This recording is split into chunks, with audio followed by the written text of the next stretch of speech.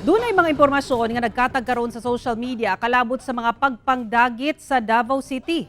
Atong sayron ang kamatuuran kalabot niini sa live report ni Argil Relator. Argil. Sara, ni resulta sa kabalaka ang nagkatagkaroon ng mga impormasyon sa social media na usa matod pa kainahan sa Davao City ang giingong gisulayan pagdagit sa usa ka puti nga van. Apan ang mismong inahan mipa klaro nga wala kini kamatuuran. Ang kapulisan, partikularmente ang Davao City Police Office, dunay pahimangno sa mga individual nga nagapakatag og mga impormasyon nga dili beripikado. Maayong hapon sa tanan. Naipipila ka nato nga nakabasa na sa message gikan sa membro sa barangay council na naay blatter na nahitabo karong hapon sa atong barangay nga dunay usa ka ginikanan nga magsundo unta sa iyahang anak, padulong siya didto sa 20 unya naay miagi nga puti nga van nga walay plate number unya giabrihan na unta kini para kuhaon ang mama. Nasurtian lang gyud nga naay motor nga nagsunod unya gisyagitan ang van, nakaambak pud ang mama sa kanal. Tipik kini sa usa ka minutong audio clip nga ginapasa-pasa karon sa social media labot sa pagsulay kuno og dagit sa usa ka inahan sa mga sakay sa puti nga van sa barangay Balingaeng, Tugbok District, Davao City.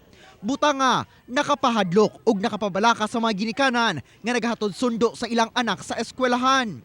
Sa pagsubay sa GMA Regional TV 1 Mindanao, sumala sa Police Station Los Amigos, wala matud pay samang hitabo nga na-blatter kanila. Hinoon, ilan na kuno kining ginaimbestigahan. Sumala sa mga residente sa lugar kung asa giingong nahitabo ang pagpangdagit.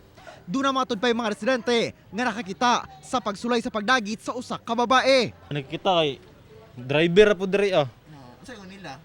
Nga gitaparan do to kay aksyonan ng tagkuan ba kaning kuan na god tapos nakitaan man sa nagmotor gisinggitan. Mo to ni wala na lang dayon kay na may nakakita. Pero asa to ang inahan o ang anak ang dagiton unta? Ang inahan Ang inahan. daw ana sila ang nakikita. Pero ang katong puti nga van isulod gyud dire o sa may kanto lang. Dire niagi. Yagi. Oh, nakitaan bud sa mga batan-on dire ba. Wala mi kakita og asa tunyagi kay ang mabalita na pud among nakuan. Nagagi diri. Pero nali nakakita ka taga dire. Oo. Naa. Nakahinabi sa GMA Regional TV 1 Mindanao ang inahan nga giingong gisulayan og dagit.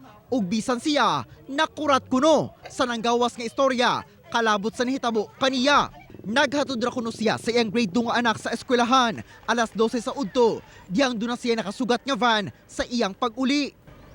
Gisaysay ni Maylin nga nagbaktas siya nga namidpid ni ining dalan. Apan dihang iyang nakita ang usa ka van nga padulong kaniya nga nagpagilidsab, paspas siya nga niambak dinhi sa kilid aron dili siya mapunggitan. Hinuon ang van matud pa na diretso lang sa iyang pagpadagan.